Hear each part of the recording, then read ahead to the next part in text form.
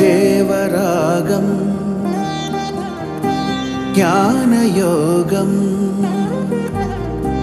వ్యాసపీఠం బహువేదశాస్త్రం బోధామృతహిత శ్రీమన్నారాయణం శివగౌరీ సంభాషిత సకల పురాణం అష్టాక్షరి పంచాక్షరి మంత్రావరణం అఖిల దేవతా సంస్తుతి పారాయణం జయమంగళకరమీ ప్రవచన శ్రవణం అనుదినము శుభము సుఖము జీవన గమనం దేవరాగం జ్ఞానయోగం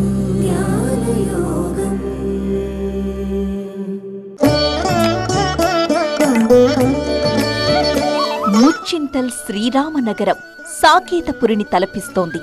దివ్య సాకేతరామ బ్రహ్మోత్సవ వైభవంతో సమతామూర్తి స్ఫూర్తి కేంద్రం ఆధ్యాత్మిక శోభను సంతరించుకుంది.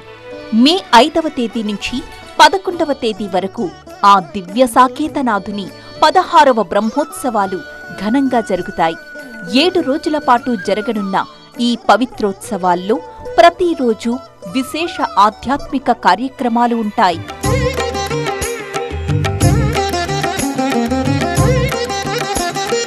5వ తేదీన ఉత్సవ ఆరంభ స్నపనంతో వేడుకలు మొదలవుతాయి. సాయంత్రం శ్రీ విశ్వక్సేన ఆరాధన, పుణ్యాహవచనం, రక్షాబంధనం, మృత్సంగ్రహణం, అంకురారోపణ, వైనతేయపట ప్రతిష్ఠా కార్యక్రమాలు జరుగుతాయి. మే 6న ఉదయం ధ్వజారోహణ, అగ్ని ప్రతిష్ఠ, సంతాన ప్రాప్తికి వైనతేయ ఇష్టి జరుగుతాయి. సాయంత్రం దేవతాహ్వానం, శేషవాహన సేవ నిర్వహిస్తారు. మే 7వ తేదీ ఉదయం సూర్యప్రభ వాహన సేవ, ధన్వంతరి హోమము, సాయంత్రం చంద్రప్రభ వాహన సేవ కన్నుల పండుగగా జరుగుతాయి. మే 8వ తేదీ ఉదయం శ్రీ సీతారాముల కళ్యాణ మహోత్సవం, సాయంత్రం హనుమద్వాహన సేవతో వేడుకలు కొనసాగుతాయి. మే 9వ తేదీ ఉదయం అశ్వవాహన సేవ, లక్ష్మీనారాయణేష్టి, సహస్రపద్మ బిల్వదళార్చన నిర్వహిస్తారు. సాయంత్రం గరుడ వాహన సేవ, ఆనంద విమాన దర్శనంతో భక్తులు పులకించిపోతారు.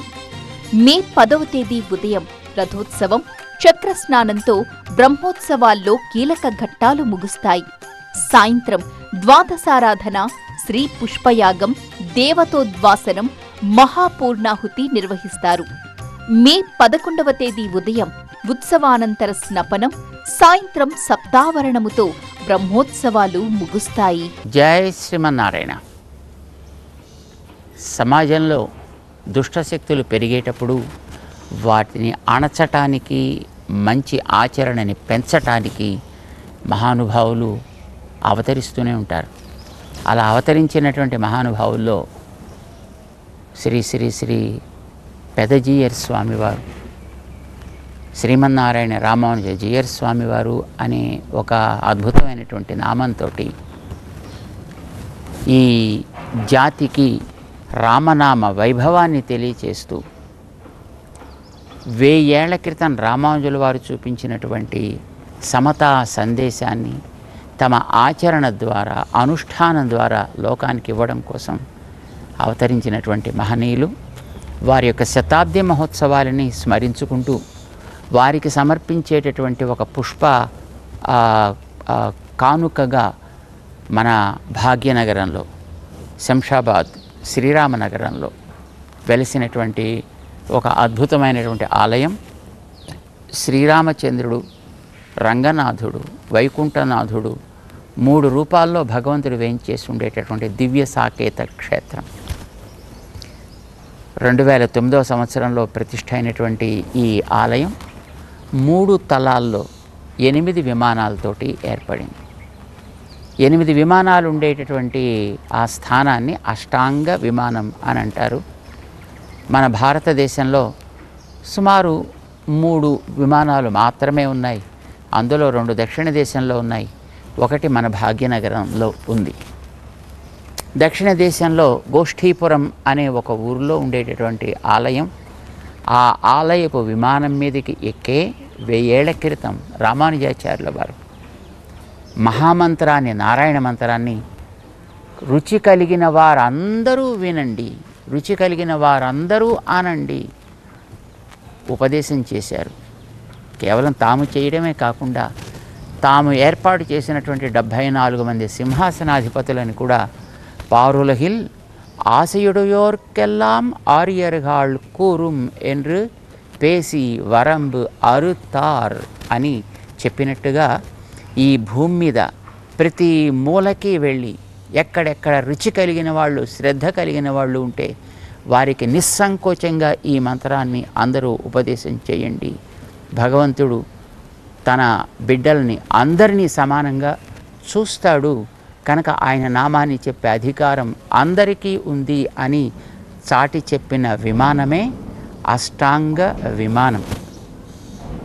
ఆ అష్టాంగ విమానమే మన భాగ్యనగరంలో మనందరి అదృష్ట విశేషం చేత శ్రీరామనగరంలో వెలిసి 2009 మన పెద్దజీయర్ స్వామి వారి యొక్క 100వ తిరునక్షత్ర మహోత్సవ సందర్భంగా లోకానికి అంకితమైంది. అందులో క్రింద రామచంద్రుడు ఉంటాడు. ఆ రామచంద్రుడు ఆరాధించిన రంగనాథుడు ఆ పైతలంలో ఉంటాడు. ఆ రంగనాథుడిగా ఆవిర్భవించినటువంటి వైకుంఠనాథుడు ఆ పైన ఉంటాడు. ముగ్గురు 3 రకాలుగా ఉంటారు. వైకుంఠనాథుడు పంచధాతుమూర్తిగా ఉంటాడు, రంగనాథుడు సుధామూర్తిగా ఉంటాడు, రామచంద్ర ప్రభువు శిలామూర్తిగా వెంచేసి ఉంటాడు.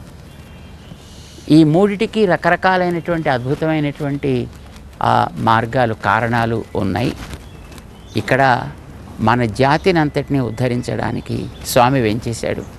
రామచంద్రుడు ఇక్కడికి వచ్చిన తర్వాత ఈ ప్రాంతం యొక్క రూపురేఖలే మారిపోయాయి. ఇక్కడికి ఒక అద్భుతమైనటువంటి ఎయిర్పోర్ట్ వచ్చింది.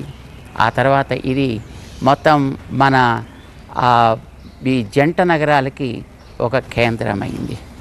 అద్భుతమైనటువంటి క్షేత్రం ఇది. బ్రహ్మోత్సవాలను జరుపుకోబోతోంది.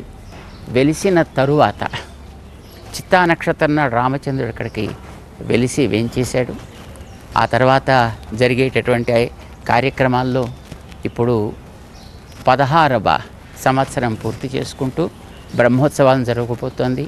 మే నెలలో 5వ తారీఖు నుంచి ఆరంభం చేసి 10వ తారీఖు దాకా అద్భుతమైనటువంటి ఉత్సవాలు.